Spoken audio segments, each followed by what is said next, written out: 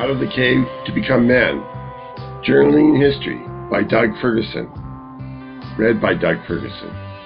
What is this book about? An understanding of the world around us is needed to get the most out of life. People, not matter, are the essence of the world we live in. So it is of vital importance to know people. Imagine yourself seeing the world through the movers of society. Know the people of history, and they will be your mentors to help you in this world now. To know, one needs to see the world through their eyes, to think their thoughts, to understand their words, and to see reality. To do this, a framework needs to be built, and this can only be done by taking the first step of being empathetic to those around us. Using our mind, we can walk in another's shoes. Though things are faster than ever, still the world of the past is not as different as you were told.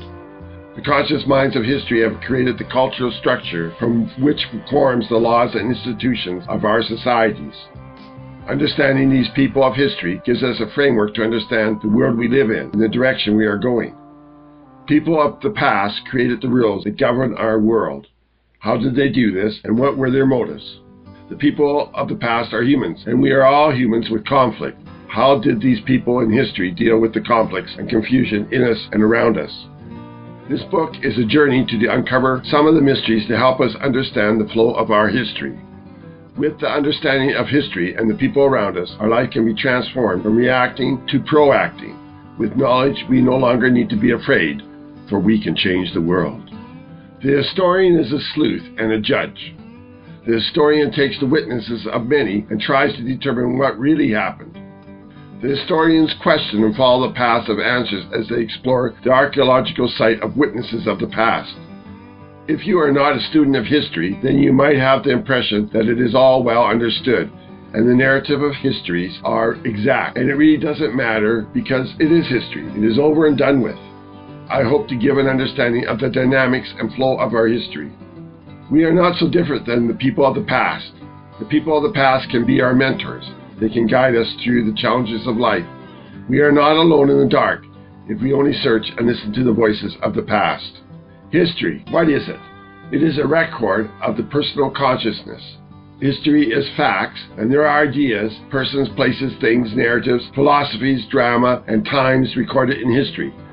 But the conscious mind of the person recording the history is who we are addressing when we listen, when we read, and when we touch our history. History is meeting the person, the creator of the oratory, the literature, and the art. We should not just look at the material, but look into the consciousness that created the history. To know the consciousness is to understand the facts, ideas, philosophies, drama, and people of history. To know the person presenting history is to know their perspective. To know history is to feel the drama of unknown expectations. Feel the fear and excitement when you immerse yourself into another's life. Their focus and their motives become apparent when we look through their mind's eye. The people of history made our world. They did not just react to the lead of others. They were the leaders. We can be the leaders also. Our life should not be just existing as a zombie, just reacting to input. Break out from the herd. Think for yourself. And leave the sheep who are being cajoled into the pens by the media dogs. Don't be just a cog counting the days.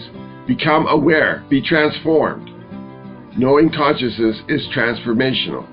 When we become aware of others, we awaken. With awareness, we create ripples in the pond of life. Knowing history, we become history, and that is a good thing. A ripple in the pool of life is remembered. Many rocks together change the future course of the river. Let us be aware of the people around us, for they are the rocks which together can redirect and build the future. Let us awaken and determine the course of our life. Let us focus on people, not things. Things are not history. Places, times, and things do not tell history. People are history. History is about life, for just the material is not life. The first 7 chapters describe my understanding of the human condition, the inner and outer struggles that create crisis for decisions of life, to define who we are, to understand our feelings and what motivates us, to find out if you are joining me on my journey of self-discovery, whether you would be my companion. I call myself a Christian questioner, not the Christian questioner, for my understanding of history is not the standard for understanding the Christian interpretation of history. Many think that one that is a questioner would question Christianity out of their life. These people would not know about the substantial historical evidence of Christ living and being crucified as historical fact. The reason I am mentioning that I am a Christian is because I am not a rubber-stamped Christian. I don't fit into anyone's mold, neither the unbeliever or the believer, and I try to question and verify as much as I can. Who is the unbeliever? Do they know who they are? Who is the believer? Do they really know what they believe? Who and what are gods? Do I know? Do you know? I may ask questions that people assume they know the answers to. Asking these questions might make some consider me a heretic. I am stating here that I believe in Christ Jesus, so people will know where I stand, no matter what I question. For how could I not believe in Christ Jesus? For he is the most verifiable, historical documented person before the advent of the enhanced printing press by the German Johannes Gutenberg in 1440 AD. As a Christian, I hold true to the confession of believing in the life, crucifixion, and resurrection of Jesus the Christ, and that he is God in the flesh, the Word that created the universe. Yet some might call me a heretic because of the way I understand the Bible, or by my understanding of what a Christian is. Some will not like that I ask so many questions, and then I don't answer all my questions. But I don't claim to know all the answers, and though I ask questions and have many opinions, it does not mean that I have the energy or the knowledge to explain all my quests for the answers of these questions asked. The questions are just to open the door for the inquirer, whether I attempt to answer them or not. In the chapter, In the Beginning, the creation and exodus of the Bible is paralleled with the narrative drama of Plato's cave allegory. I intertwine the themes of these narratives into the dramatic narrative of every man becoming an adult, taking the brave steps of coming out of the cave to meet the challenges of becoming men. Then the book narrates the modern understanding of how the universe came to be. There is so much more that can be discussed about the philosophy, physics, biology, and all the sciences of this complex historical building of knowledge and thought. And it is too much for me to address all of this in this book. In this section, the beginning, the narrative modern, the uniqueness of the earth and moon is reasoned as a rare partnership that gave us this chance of life. Is there anywhere else in the universe that such a relationship between heavenly bodies has occurred? How did the moon come to be? What are the results of mission probes sent to intercept comets in space? Where and how did comets become embedded with amino acid?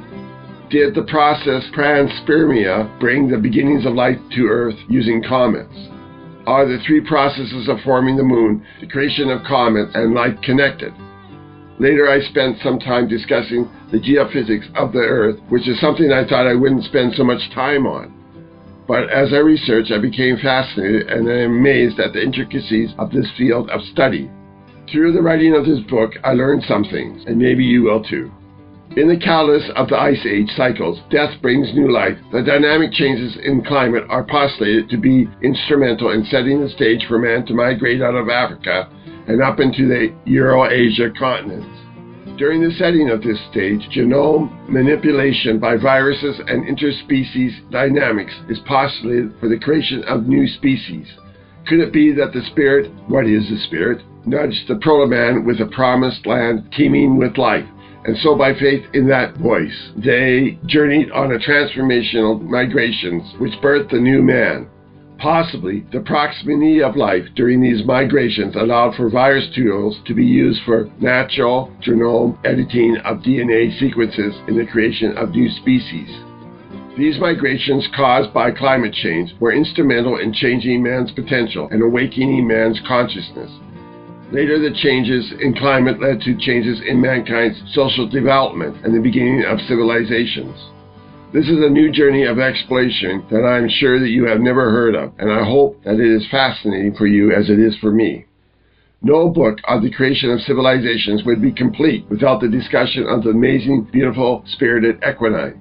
The horse, a creature of intelligence and a bridge between continents and feral nature. The creature that transformed civilizations for millenniums. Why and how and when did man first partner with the horse? During and after the chapter evolving from migrations to settlement, Mesopotamia, the Fertile Crescent, the mother of civilization, the birthplace of the modern world, the Goldilocks arena, where maximum ideal development and advancement happen, is introduced. I know you will like Mesopotamia, though she is more woman than many men could handle.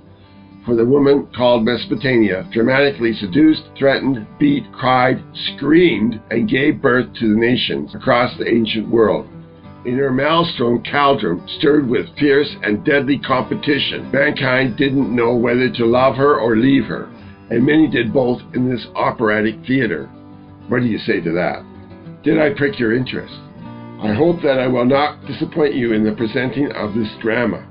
In the chapter of migrations of philosophies, there is discussion of development and migrations of writing and philosophy of Mesopotamia, which seeded out several flowering civilizations. The competitive winds of Mesopotamia blew seeds to distant lands where the amazing ancient Egyptians, Greeks, and Jewish people grew into nations. How can one write a book about the ancient Egyptian people without wondering about the majestic, enduring pyramids? This, too, I explored in the why and how to build these superstructures. From postulations of the ancient Greeks to modern archaeology and the unorthodox theories, the chapter on the pyramids percolates theories from the minds of men. How I wish I had the energy and the time to discuss the battery, electrolysis generator, wild time, warp star gate, interstellar laser communication devices, and other theories. But alas, I decided to shut down this chapter short. Maybe in another book I might have some fun with this.